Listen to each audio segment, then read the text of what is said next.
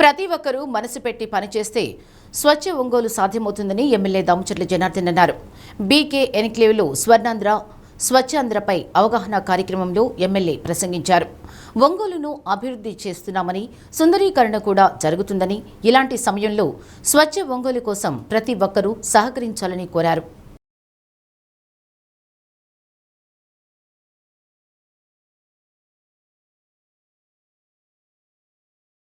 స్వచ్ఛమైన వాతావరణంతో ప్రజలు ఆరోగ్యంగా ఉంటారన్నారు. ప్రతి ఒక్కరూ పరిసరాలను పరిశుభ్రంగా ఉంచడం వల్ల సమాజం కూడా ఆరోగ్యంగా ఉంటుందన్నారు.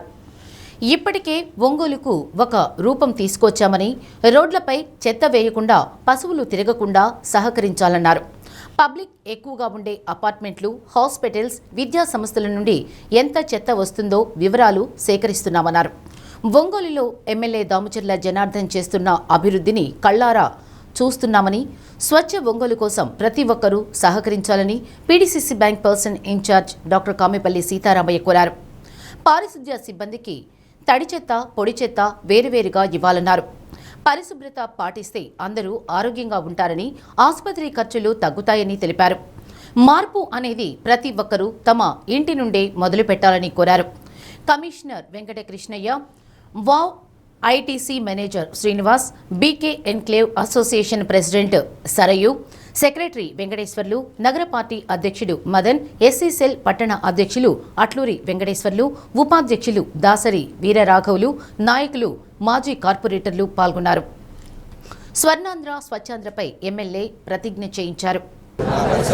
పరిశుభ్రత కొరకు ప్రతిరోజు కొంత సమయం కేటాయిస్తానని, నా వంతు కృషిగా స్వచ్ఛత కార్యక్రమాల కొరకు శ్రమదానం చేసి పరిశుభ్రత ఆంధ్రప్రదేశ్ సాధించే సంకల్పానికి కట్టుబడి ఉంటానని, ఈరోజు పరిశుభ్రత ఈ డ్రై వేస్ట్ మనం స్క్రాప్ డీలర్స్తో మాట్లాడాం. ఇప్పుడు ఆయన ఏదైతే ఐటీసీ వాళ్ళ రేట్స్ చెప్పారో అవన్నీ మనకి రేట్స్ స్క్రాప్ డీలర్స్తో నేను మాట్లాడి ఆ మనీని మనం వర్కర్స్కి అరేంజ్ చేయాలి అనే ఉద్దేశంతో ఆల్రెడీ ట్రై చేశాము. కాకపోతే మనకి స్క్రాప్ డీలర్స్ దానివల్ల జరిగే నష్టాలు మనం వేరు చేసి వాళ్ళకి శానిటైజేషన్ వాళ్ళకి అందించడం వల్ల జరిగే లాభాలను మనం వివరిస్తున్నాము.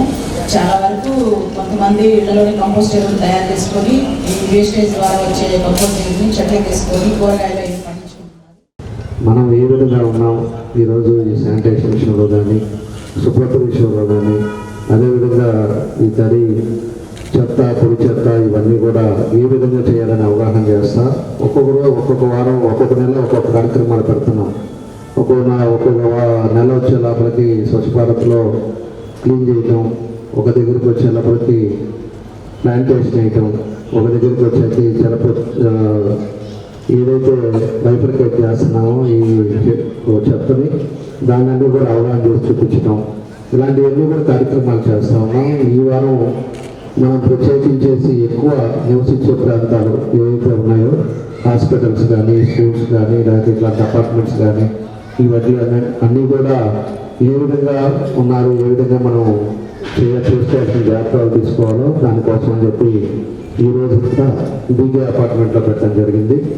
ముఖ్యంగా మనం చేయాల్సిన ప్రికాషన్స్ కూడా మనం చూసుకోవాలి. ఈరోజు నగరాన్ని మన ప్రభుత్వం వచ్చిన తర్వాత అన్ని విధాలుగా కూడా మనం ముందుకు తీసుకెళ్తున్నాం. ఈరోజు రోడ్ వైండింగ్స్ చేస్తున్నాం, డ్రైనేజెస్ ఎప్పుడో అన్నిటి కూడా డ్రైనేజెస్ ఈరోజు కొత్త కడుతున్నాం. అదేవిధంగా ప్రతి పార్క్స్ డెవలప్ చేస్తున్నాం. అదేవిధంగా ఈరోజు డ్రింకింగ్ వాటర్ ఇంప్రూవ్ చేసుకున్నాం. అదేవిధంగా శానిటైజేషన్ ప్రతి ఊళ్ళో, ప్రతి డివిజన్లో కూడా ఈ డ్రైనేజ్ సిస్టమ్ను కూడా పెట్టుకొని శానిటైజేషన్ ఇంప్రూవ్ చేశాం. ఇలాంటివన్నీ కూడా ఒక్కొక్కటి చేస్తున్నాం. బ్యూటిఫికేషన్తో పాటు నగరంలో ఉండే ప్రజలకు ఇబ్బంది లేకుండా, వాళ్ళకి ఏ విధంగా ఇదివరకు ఇబ్బందులు పడుతున్నారో అన్నీ కూడా లేకుండా ఈరోజు అన్నీ ఇంప్రూవ్ చేశాం. ప్రతి ఏరియా కూడా ఈరోజు 14-19లో మనం చేసిన డెవలప్మెంట్కి ఈరోజు మన రాష్ట్ర ప్రభుత్వం తీసుకున్నటువంటి ఈ ప్రోగ్రాం, స్వచ్ఛాంధ్ర స్వర్ణాంధ్ర ప్రోగ్రాం ప్రతి నెల 3వ వారంలో జరుగుతాం. అలా డిజైన్ చేశారు మనకు స్టేట్ గవర్నమెంట్. ఇప్పుడు మన ఒంగోలు శాసనసభ్యులు మన దామచర్ల జనార్దన్ రావు గారు చేస్తున్నటువంటి అభివృద్ధి అందరికీ తెలిసింది. అందరూ కళ్ళారా చూస్తూ ఉన్నాం. రోడ్లు వైడనింగ్ కానీ, సెంట్రల్ లైట్నింగ్ కానీ ప్రతి ఒక్కటి. కానీ ఇక్కడ అన్నీ జరుగుతున్నా కూడా మనం ఈ క్లీన్లెస్లో మాత్రం మన టౌను అంతగా కరెక్ట్గా ఉండలేకపోతున్నాం. అది మనలో ఉన్న తప్పు. మన ఇంటి నుంచే మనం సొంతంగా మనమే ముందుకు వచ్చి మనం తడి చెత్త పొడి చెత్త వేరు చేసి ఇంటి నుంచి ప్రతి ఇంటి నుంచి అలా యుద్ధ ప్రాతిపదికను తీసుకుంటేనే మనం కార్పొరేషన్ వాళ్ళకి సహకరించిన వాళ్ళం అవుతాం. అప్పుడు కూడా టౌన్ అందంగా కనపడుతుంది. చేసిన అభివృద్ధి అక్షరాల మనకి కనపడుతూ ఉంటుంది మనకి. అందువలన ప్రతి ఒక్కరూ కూడా ఇప్పుడు యూజువల్గా మనకు వస్తున్న జబ్బులు కూడా ఈ హెల్త్ హజార్డ్స్ అన్నీ కూడా ఈ కంటామినేషన్ ఉండటం వలన, ఈ కంటామినేషన్ అది తడి చెత్త పొడి చెత్త అన్నీ వేరు చేసి ప్లాస్టిక్ అన్నీ వేరు చేసి అన్నీ సంపాలు మనం వాళ్ళకి కార్పొరేషన్ వాళ్ళకి సహకరిస్తే ఎటువంటి జబ్బులు కూడా రాకుండా ఉంటాయి. మనకి హెల్త్ పరంగా కూడా అందరం ఆరోగ్యకరంగా ఉంటాం. కాబట్టి అక్కడి నుంచి వచ్చే చెత్తను కూడా అక్కడే మనం డిస్పోజ్ చేసుకోవాలా. పొడి చెత్త వేరుగా చేసేసి ఇక్కడే మనకి ఇప్పుడు మనకి అపార్ట్మెంట్ ఉంది. ఈ అపార్ట్మెంట్లోనే మనం అంతకుముందు కూడా మీరు కొన్ని రోజులు మళ్ళీ చేసి గ్యాప్ వచ్చినట్టుంది. తడి చెత్త పొడి చెత్త వేరు చేసేసి క్లస్టర్ కంపోస్ట్ పెట్టుకుంటే మనకి ఇప్పుడు దరిదాపులో 20-21 డేస్లో ఎరువు వస్తుంది.